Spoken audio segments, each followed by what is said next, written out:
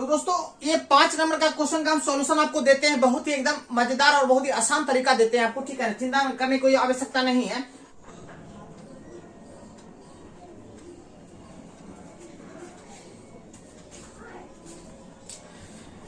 नमस्कार दोस्तों, आप सभी का स्वागत है इस वीडियो में। दोस्तों आज आपको जो बताने जा रहे हैं हम वो है दोस्तों जीएस, जनरल साइंस, जिसको हम बोलते हैं हिंदी में बोलते सामान्य विज्ञान। तो इसको दोस्तों हर कोई पढ़ता है और आपको भी पढ़ना पड़ेगा। और जनरल साइंस जो है ना, किसी भी चीज में ऐसा नहीं है कि जो एनडीए में पूछ रहा है वो एयरफोर्स में नहीं पूछेगा, और जो एयरफोर्स में पूछ रहा है वो पैरामेडिकल में नहीं पूछेगा, वो रेलवे में नहीं पूछेगा। कहने का मतलब है जनरल साइंस जो है ना वो सब में पूछता है, सामान्य विज्ञान, ठीक है ना। तो कहने का मतलब है क्या कि आपको बता रहे हैं paramedical, air force, NDA, railway, etc के लिए बता रहे हैं, ये जनरल साइंस है ये, ठीक है ना, सामान्य विज्ञान। तो चलिए देख लेते हैं। सबसे पहले ये 5 क्वेश्चन हमने बोर्ड पर लिखा हुआ है और इसका फटाफट आपको हम बताते हैं क्या होगा नहीं होगा, और अच्छा लगे तो फिर एक लाइक कर दीजिएगा, ठीक है ना। चलिए आगे बढ़ते हैं। सबसे पहले क्या है, number 1, question number 1। Question number 1 कहता है कोका कोला का खट्टा स्वाद किसके अस्तित्व का कारण है। ये क्वेश्चन पूछा गया है 2019 में पूछा गया, 2019 में, ठीक है ना। ये 2019 में पूछा गया, पैरामेडिकल में पूछा गया, ठीक है ना। कोका कोला का खट्टा स्वाद किसके अस्तित्व के कारण होता है। ऑप्शन दिया गया, ए एसिटिक अम्ल, फास्फोरिक अम्ल, हाइड्रोक्लोरिक अम्ल, फॉर्मिक अम्ल। क्या होगा इसका आंसर।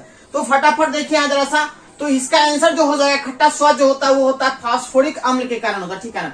अब चलिए आगे बढ़ते हैं। 2 नंबर कहता है जल गैस, संश्लेषित गैस जिसको कहते हैं, ठीक है ना, के मुख्य घटक जिसे मेथनॉल, मिथाइल अल्कोहल के संश्लेषण और हाइड्रोकार्बन के निर्माण में उपयोग में लाते हैं, वह है कौन।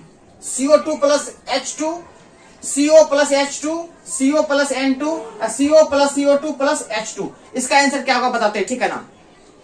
सबसे पहले आपको यही कहीं एक लाइक कर दीजिएगा, ठीक है ना दोस्तों।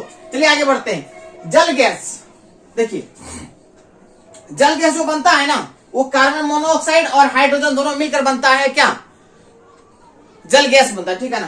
कार्बन मोनोऑक्साइड 45% होता है और हाइड्रोजन 49% होता है, दोनों मिलकर बनता है क्या, जल गैस बनता है, ठीक है ना।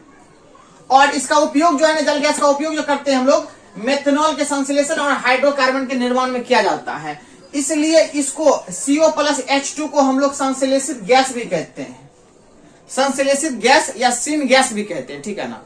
तो इस तरह से CO प्लस H2, इसका आंसर हो जाएगा क्या, बी, राइट आंसर। अब आते हैं यहां पर देखिए 3 नंबर। ये क्वेश्चन पूछा गया है 2018 में, किसमें पूछा गया, 2018 में पूछा गया है। y1 equal to a sin omega t और y2 equal to b cos omega t द्वारा निरूपित दो तरंगों के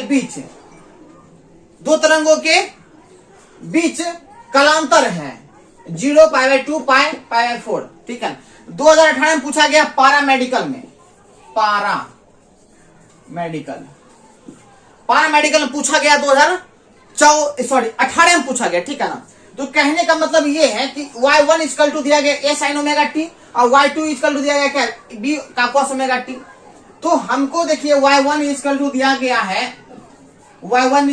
गया है a sin ओमेगा टी, ठीक, और y2 इक्वल टू दिया गया b cos ओमेगा टी। तो देखिए हमको इसके ऐसा लाना है, साइन के ऐसा लाना है। तो हम लोग पढ़ चुके हैं साइन 90 प्लस थीटा बराबर होता है cos थीटा, ठीक, या सॉरी यहां देखिए cos, हाँ साइन 90 प्लस थीटा बराबर होता है cos थीटा होता है, साइन 90 प्लस थीटा बराबर होता है cos थीटा। तो कहने का मतलब है क्या, cos को हम लोग लिख सकते हैं क्या, 90 प्लस थीटा लिख सकते हैं ना, cos को लिख सकते हैं साइन 90 प्लस थीटा। उसी तरह से यहाँ cos है, इसको लिख सकते हैं हम लोग b, यहाँ b लिख दिए, और इसको लिख साइन 90 प्लस थीटा, यहाँ पर क्या हो जाएगा, यहाँ पर है ओमेगा टी, यहाँ पर लिखेंगे ओमेगा टी। आप देखिए दोनों बराबर हो गया। ये आयाम है तरंग, y1 का जो तरंग आयाम है a और आयाम है इसका y2 क्या है, आयाम है b, और साइन दोनों मिल गया, ओमेगा टी मिल गया है। तो कल अंतर कितना हुआ, दोनों के बीच का अंतर कितना हुआ, तो अंतर हुआ 90 मतलब क्या, 90 को लिखते हैं रेडियन में, क्या लिखते हैं 90 रेडियन में क्या लिखते हैं, π/2 लिखते हैं, नीचे सॉरी π/2 लिखते हैं, ठीक है ना, π/2। तो ये होगा इसका आंसर, दोनों तरंगों के बीच का कल अंतर कितना हो जाएगा, π/2। अब चलिए 4 नंबर क्वेश्चन देखते हैं। 4 नंबर क्वेश्चन बहुत ही अच्छा क्वेश्चन है, और ये भी क्वेश्चन जो 2018 में पूछा गया है, 2018 में पूछा गया। जितने भी क्वेश्चन आप देख रहे हैं सब पूछा गया है, ठीक है ना। तो कहने का मतलब जनरल साइंस जो है ना, ऐसा नहीं सबके लिए अलग अलग होता है, सबके लिए जनरल साइंस एक ही होता है, सबको वही पढ़ना पड़ता है। अब कहां से कौन कौन सा क्वेश्चन देगा ये पता नहीं है, ठीक है ना। देखिए उष्मा चालकता की इकाई क्या होती है? उष्मा चालकता की इकाई जो होती है वो होता है वाट पर केल्विन मीटर, ठीक है ना। और वाट के जगह पर आपको दे देता क्या? वाट की जगह पर दे सकता है जूल पर सेकेंड भी दे सकता है, जूल पर सेकेंड। वाट शक्ति का मात्रक होता है ना, तो वह दे सकता है क्या? जूल पर सेकेंड भी दे सकता है, नो प्रॉब्लम। कार्य करने की दर को शक्ति कहते हैं। तो कार्य का ऊर्जा का क्या होता है? जूल।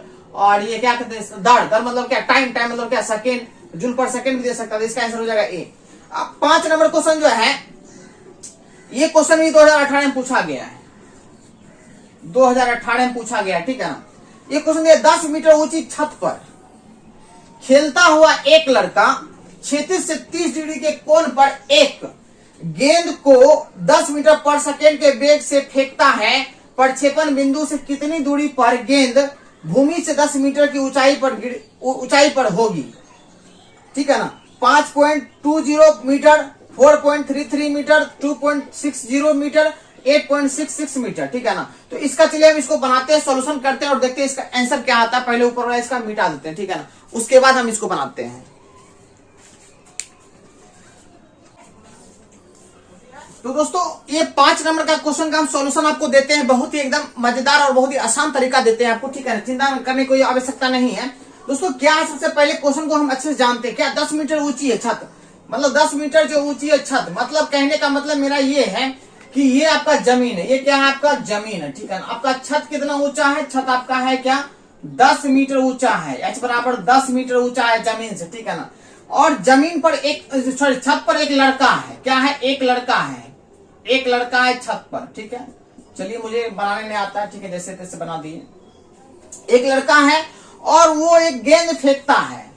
एक गेंद क्या करता है? वो फेंकता है और वो जो है ना 30 डिग्री के कोण पर फेंकता है। 30 डिग्री मतलब यहां से ये गेंद फेंकता है, वो 30 डिग्री कोण बनाता है। कितना बनाता है? 30 डिग्री का कोण बनाता है। तो कहता है क्या 30 डिग्री कोण बनाता है और गेंद जो है 10 मीटर पर सेकेंड के वेग से फेंक रहा है।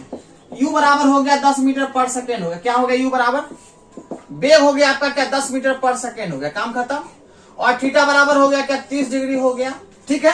तो कहता है क्या? प्रक्षेपण बिंदु से कितनी दूरी पर गेंद गिरेगी, ठीक है ना। भूमि से 10 मीटर की ऊंचाई पर। वो तो भूमि से 10 मीटर की ऊंचाई पर मतलब क्या? छते पर गेंद रह जाएगा। गेंद कहाँ रह जाएगा? छते पर रह जाएगा। कितनी दूरी पर गिरेगी गेंद, ये पूछ रहा है। मतलब क्या यहां से यहां तक पूछ रहा है क्या कि गेंद, इसको हम लोग बोलते हैं रेंज, रेंज। यहां से यहां तक कितना दूरी जाएगा, इसको बोलते हैं रेंज। इसको हिंदी में बोलते हैं हम लोग क्या? प्रास बोलते हैं। क्या बोलते हैं? प्रास। तो प्रास का फॉर्मूला होता है दोस्तों, प्रास का फॉर्मूला होता है, इसको हम आर से लिखते हैं रेंज से। इसका होता है U square sine 2 theta by G. ये एक फॉर्मूला होता है, ठीक है ना। आप 11th यदि पढ़े होंगे ना तो आपको जरूर आता होगा, और यदि आप नहीं पढ़े हैं तो आप जाके देखिएगा। प्रक्षेप गति होता है, प्रोजेक्टाइल मोशन होता है, प्रोजेक्टाइल मोशन। इस वजह से ये मार्कर है, इसको हम फेंक दिए ऐसे करके तो पैराबोला बनाता, पैराबोलिक, ठीक है ना। तो पैराबोला आप जाके देखिएगा, प्रक्षेप गति पढ़े होंगे आप। ये फॉर्मूला होता है। तो जी का मान सर कितना लेंगे? जी का मान आप 9.8 ले सकते हैं या 10 ले लीजिए, 10 में कोई दिक्कत नहीं है। 10 मीटर पर सेकेंड स्क्वायर। देखिए जी का मान होता है 9.8, ठीक है ना। इसको हम लोग लगभग लिखते हैं, 10 भी लिख सकते हैं, कोई दिक्कत नहीं है। यहाँ 10 है ना, इसलिए बोले 10 ले लीजिए, अच्छा रहेगा, ठीक है ना। ऐसे आप बना के देखिएगा 9.8 में क्या आंसर आता है, नहीं आएगा तो फिर 10 ले लीजिएगा, ठीक है ना। यू बराबर क्या हो जाएगा बोलिए? यू बराबर हो जाएगा 10। या आपको यू जी का मान दे भी देता है ब्रैकेट में, ठीक है। जी का मान दे भी देता है, दिया होगा लेकिन हम नहीं देखे हैं, नहीं मतलब लिखे हैं, ठीक है ना। यू इक्वल टू क्या हो जाएगा? 10 का स्क्वायर। यू का मान क्या रख दिए? 10 का स्क्वायर साइन 2 और थीटा का मान कितना? 30। अब बटा जी का मान कितना? 10।